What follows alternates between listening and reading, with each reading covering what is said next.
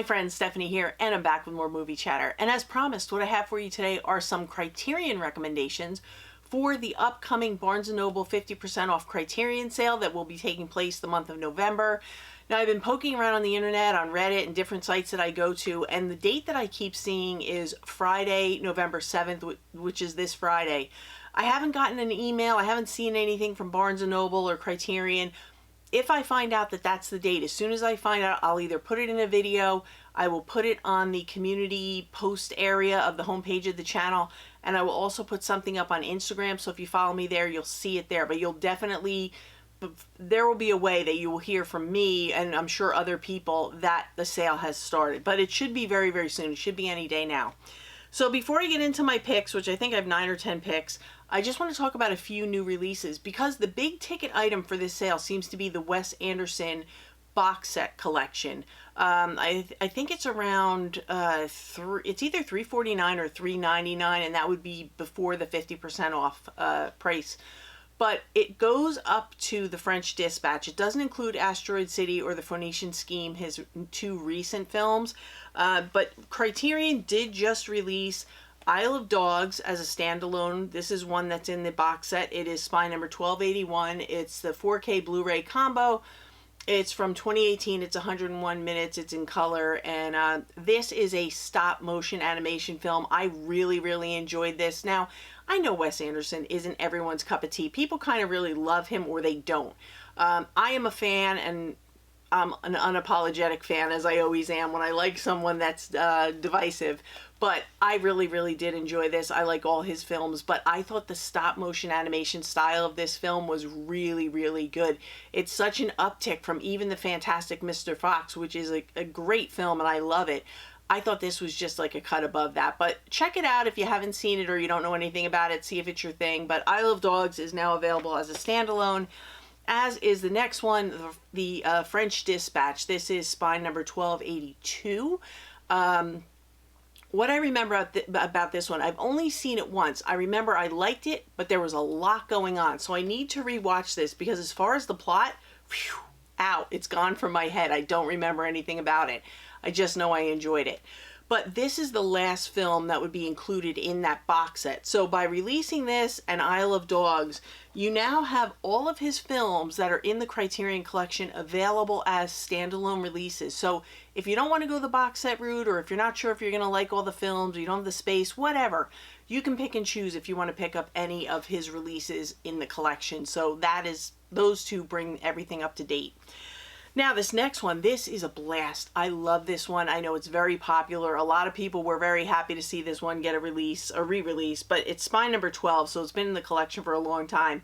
If you haven't seen it, you've heard of it, or you've seen the cover, and it is called This is Spinal Tap. This is a blast. It's a Rob Reiner film. It stars Christopher Guest and company, and basically what it is a rock mockumentary, and it is so much fun. You're going to sit back, you're going to have a great time, you're going to laugh. So if this is your thing, definitely investigate this one and see if it's something you want to add to your collection.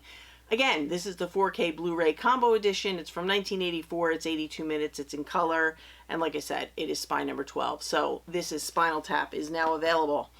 And now this last new release that I picked up, and there are many more new releases, but this is the last one I picked up. I had seen the Curzon release that I picked up on Orbit because Criterion hadn't announced that they were going to give it a release. Lo and behold, a month later, it shows up as a Criterion release. And then I looked at the special features and I knew I had to have it. This film won Best Animated Feature at the most recent Academy Awards, and it's Flow. It's called Flow. This is the 4K Blu-ray combo edition. It's from 2024. It's 85 minutes, and it's in no language because there's no dialogue. It's just animal sounds and nature sounds. That's it. No talking. And like I said, I don't know if I said it, but it's spine number 1278. So that's Flow. And basically what this is we have a bunch of little animals, and they are stuck in a terrible, terrible flood. Their homes are being ruined, all their things are being destroyed, all their food is being swept away, and they have to fight to survive. And what ends up happening is they find these little boats and things, and the animals that don't normally live in close proximity to each other kind of have to learn how to coexist peacefully and work together so that they can all survive this terrible, terrible flood where everything is being demolished. And it's a little rocky in the beginning, but they kind of start to figure it out, and they work together to survive this terrible flood. But I'll tell you, this one really tugs at the heartstrings, but it's also going to make you smile, and it's also very relaxing in parts because it is such a beautifully done animated film. You will be amazed. I have never seen animation done quite like this. It's stunning. So if you haven't seen Flow, definitely check this one out. And if you've seen it and you love it, it's now available from Criterion, but it is well worth the pickup. And I loved every minute of this. So Flow is a winner. Okay, and now we're going to get into my picks. I am going to keep my commentary very brief because I don't want to spoil anything for anyone. But there's a nice little stack of films here, a little bit of something for everyone, hopefully. And I'm sure I'll be doing more of these through the month because it's impossible to get all my picks and all my recommendations in one little video. So this first one, I know so many people were really excited when this was announced for the collection. It's Spine number 1269.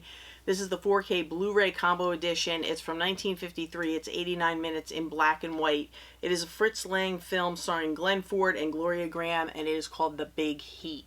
And this is a very popular film noir, and Glenn Ford plays a homicide detective. And in the beginning of the film, we come upon a police officer who is found dead at his desk, and he has to investigate what happened. And the long and the short of it is, the more he gets into this investigation as to what happened to this police officer and why, he starts to uncover all sorts of police corruption, ties to the mob, you name it, he finds it.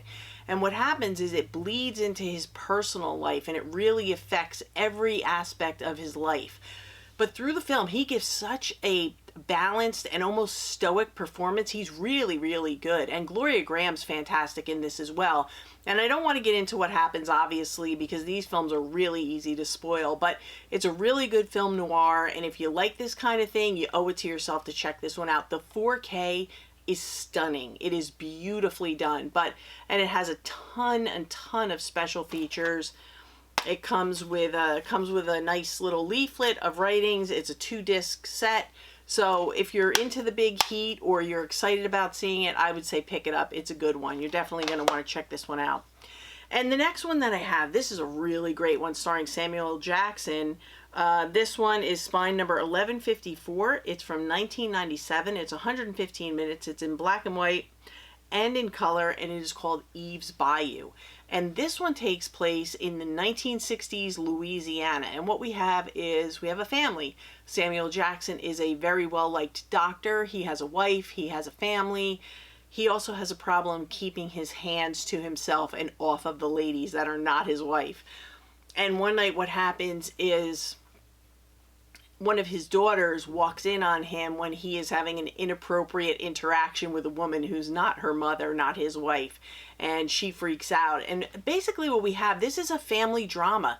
We have everything from the love of the family to infidelity to problems in the marriage to interactions between Samuel Jackson and his daughters. It goes into Southern Gothic story because it takes place, you know, it's rooted in like that Southern Gothic folklore, witchcraft, voodoo, you name it. It's in here. And this has a little bit of everything, and I just loved it. I loved it from beginning to end. And like I said, I don't want to get into the plot, so to speak, to spoil it, but I will tell you, it's the first line. It's on the back of here. And it's also the first line of the movie, and it says, "The summer I killed my father, I was 10 years old." So that lets you know what you're dealing with here in this movie, and it is a winner. Samuel Jackson is fantastic as always, and it's just a really good Southern Gothic kind of witchy, voodoo-y mystery film, but really, really good. I love it. Okay, and this next one is called Basquiat. This is Spine number 1260. It's the 4K Blu-ray Combo Edition. It's from 1996. It's 108 minutes, and it is in black and white. And this is about the life of Jean-Michel Basquiat, who was a street artist in New York City in the 1980s. And this is based on his life of going from being a street artist, a graffiti artist, street art, things like that, to actually having his art displayed in different art art galleries, art shows, things like that. He became friends with Andy Warhol, who was played brilliantly by David Bowie.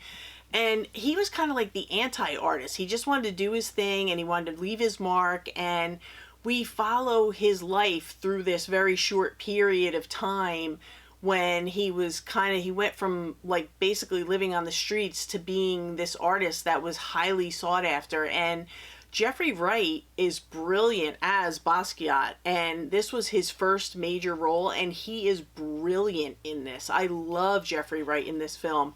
And like I said, there's also David Bowie plays Andy Warhol, Dennis Hopper's in it, Gary Oldman, Christopher Walken, Benicio del Toro. I mean, the list goes on. This is a stacked cast. And if you're interested in art and you're interested in the art of Basquiat, you owe it to yourself to give this one a look, because I was really doing I was going down the black hole of looking for different things about his art online after I watched this film, because I just wanted to know everything about him. And this kind of touches on the tip of the iceberg. They could have gone a little deeper into different aspects of his life and things that happened to him, and I'm not going to get into that, but they could have gone deeper with that. But for what this is, I think it's a nice entry point into his life, his art, and who he was. But it's really, really good film.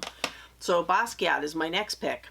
And this next one is from, it's from 1960. It's Spine number 58. This one, like I said, this is just the Blu-ray edition. It's from 1960. It's 101 minutes in color and in English. And this is from Michael Powell of Powell and Pressburger. And this is... it says Michael Powell took a dark detour into obsession, voyeurism, and violence with this groundbreaking investigation into the mechanics of fear.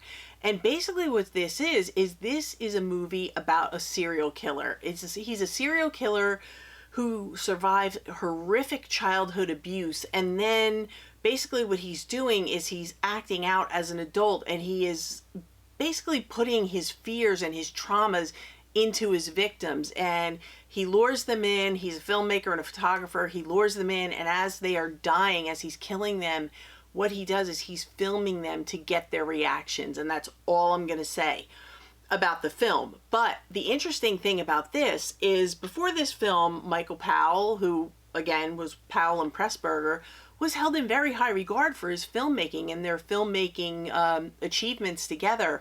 And when he did this film, it was just panned. The critics hated it. It almost ruined his career. This film was just not accepted. It was not welcomed. People could not stand this film. They couldn't believe he made it. One person said that the best thing that you could do with this film is to dig a hole and bury it. That's what they wrote about the film. That was their review.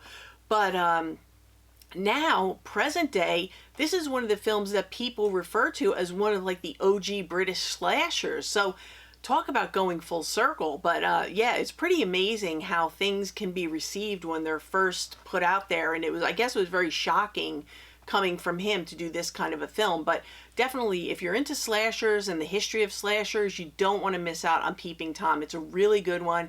Very interesting look, and it's really an interesting look on how trauma can affect someone who will do just horrific things later in life. So Peeping Tom is a good one, and it has quite a history. Read about the history of what it did to Michael Powell. And this next film is a film that I think is just so fantastic. I've recommended it before, and I'm just going to keep recommending it until everyone either owns it or at least they have seen it.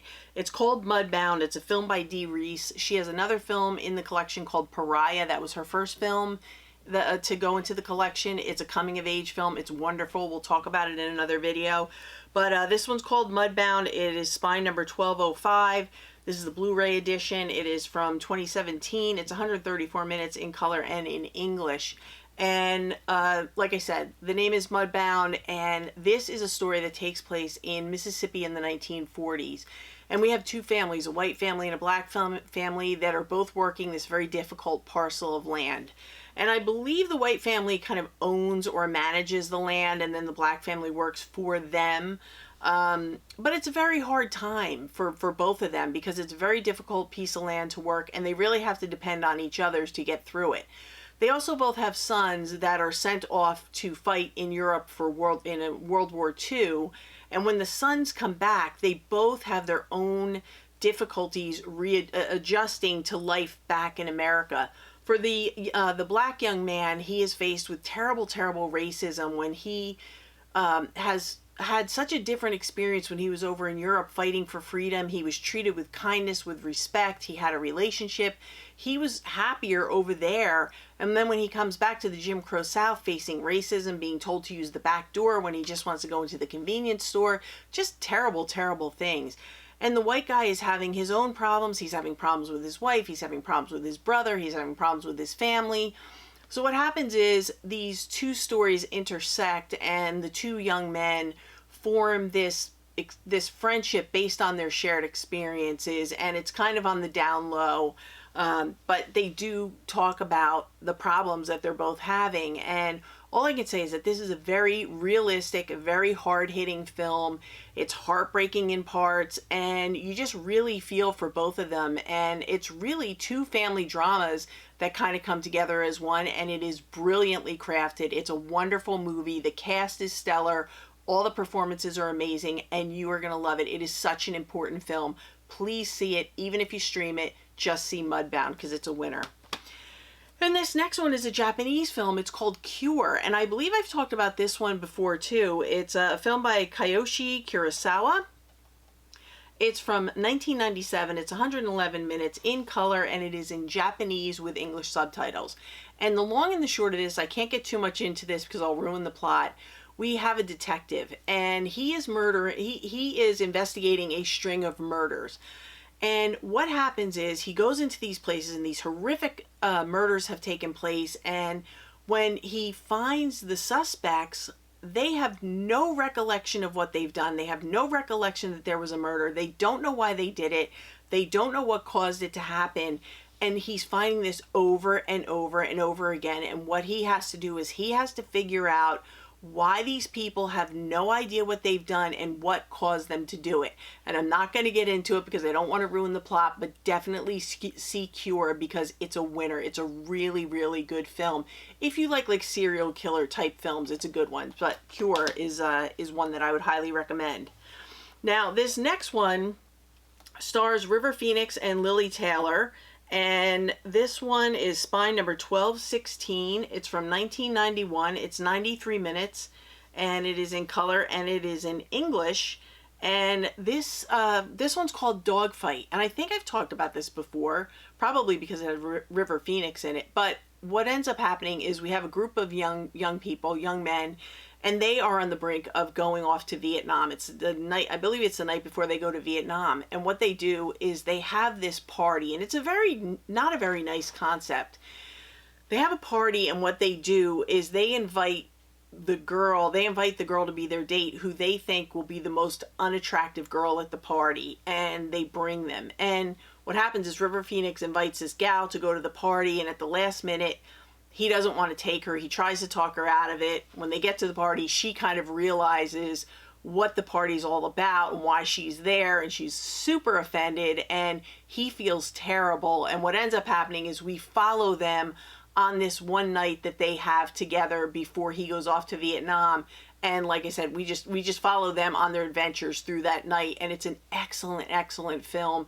It's so heartfelt. It's so good. It was so great to see River Phoenix on the big screen again, and just really, really good stuff. But Dogfight is a winner of a movie, and if you like those, like the time capsule films, it definitely captures the vibe of the 1960s Vietnam era. You're gonna love this one. It's really, really good, so definitely check out Dogfight. Okay, and this next one, I am really going out on a limb on this one. This is not going to be for everyone, but if you're into it, you're really gonna enjoy it. If you're not into it, maybe stream it first before you invest in buying it.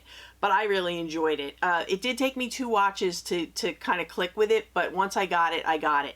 It's called The Executioner. It's Spine number 840.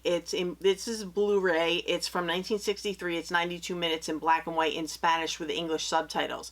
And let me just read to you from the back. It says, "This masterpiece of black humor, beloved in Spain, but too little seen elsewhere, threads a scathing critique of Franco-era values through a macabre farce about an undertaker who marries an executioner's daughter and reluctantly takes over the executioner's job so the family can keep their government allotted apartment. And that is basically the story. We have an executioner who's aging out of his job. He has a daughter, and he's afraid, no one wants to date the daughter of the executioner. And he's afraid she's going to be an old spinster. No one's ever going to want to marry her. And he befriends this guy who's an undertaker, and he can't find anyone to date because no women want to date the undertaker. So they form this little thing where the executioner gets the guy to the undertaker to marry his daughter. But what he doesn't tell him is his plan is to keep his government allotted apartment, he has to get a member of his family to take over the job as the executioner. And the undertaker, he wants nothing to do with that. He's like, I can't do it. I'd never be able to execute someone. And the guy tells him, don't worry about it. Don't worry about it. They always pardon him at the end. You're not going to have to do anything. Here, just take the bag. You're good. And they're into this, and they're living in the apartment, and the guy gets called out, and he hasn't had to do anything yet. And we just follow them along on these escapades where he is trying to figure out how to get out of this job that he desperately doesn't want. And the guy who retired, the father-in-law, he's not letting him off the hook. And it is such a dark, funny comedy satire on capital punishment, and it's just really funny to follow along. Now, why I say I'm going out on a limb is because the film is in Spanish. So if you're not Spanish speaking, you're going to have to read the subtitles. And what I found is the first time I watched it, when I read the subtitles and I tried to connect it to the picture and the comedy, some of the comedy was lost on me because it's very dry. It's a very dry comedy. But it's the second time I watched it, I already knew the story, so everything hit, and it was very, very funny. But if you're into Spanish cinema or you're Spanish speaking, I think this is going to be a home run from right out of the gate. If you're not Spanish speaking or you're not into Spanish cinema and you want to give this one a chance, just be patient with it. It might take you a watch or two to kind of put it all together, but it is really very, very funny. And one of the best scenes is the last scene of the movie. It's hilarious. And I just thought this was really good, and it is held in very, very high regard in Spain. So definitely check out The Executioner. Do your research on it. See if it's something that would interest you, and at least give it a stream if you don't want to buy it. But I thought that was worth mentioning. Now, this next one is actually a DVD. I wish it would get a Blu-ray release, but the DVD really looks great, and this is a beautiful, wonderful film. It's called The Spirit of the Beehive. It is spine number 351. It's from 1973. It's 99 minutes. It's in color. It's also in Spanish with English subtitles. And it takes place in a small village in Spain in the 1940s. And basically what we have is we have this little village, and there is a traveling movie company that comes through, and they show movies in these local villages so the people have some form of entertainment. And they decide to show Mary Shelley's Frankenstein. And these two little girls, these sisters, go and they see the movie. And the younger sister is completely traumatized. She's completely traumatized by the whole Frankenstein thing. And she doesn't know what's real. She doesn't know what's not real. She's having nightmares. She's thinking about things during the day. She's fantasizing about the monster and the whole experience of seeing the movie. And her older sister is just making fun of her. And basically what this is we are seeing this movie through the eyes of a child. We are seeing how things that we take for granted, how they can affect a child and their perception of the world around them when they take in certain content. And there is a turn that happens in this movie that I don't want to get into, but basically what the little girl does, she comes upon something and she has to make decisions. And she makes her decisions based on her experience with the movie. And it's a really beautiful thing. And it's a really amazing movie. And I wish I could tell you more, but I can't. All I can say to you is see it. You will not regret it. The Spirit of the Beehive is an absolutely stunning, beautiful movie. And I think you're really going to enjoy it. So check that one out. But that's my last pick for now. That's the last one I have on my list today. Like I said, I'll do more of these through the month because there's so many in the collection that I could recommend. But I hope you were able to find something or a few somethings to add to your list to check out for the upcoming sale. As soon as I know anything, like I said, I will talk about it in a video. I'll post it over on the posts. I'll put it on Instagram, whatever, but you'll know as soon as the sale starts. And I hope you enjoyed this. I want to thank everyone for watching. You know I appreciate each and every one of you. I'm going to be back in a day or two. I have another video that I'm going to be doing, and we also have to pick a day for the live stream, so I will be putting a poll up on the community tab very soon, so keep an eye out for that. And that's going to do it for me today. So I'm going to go upstairs, have dinner, play with my girls, and I will catch you in the next one. So for now, that's a wrap.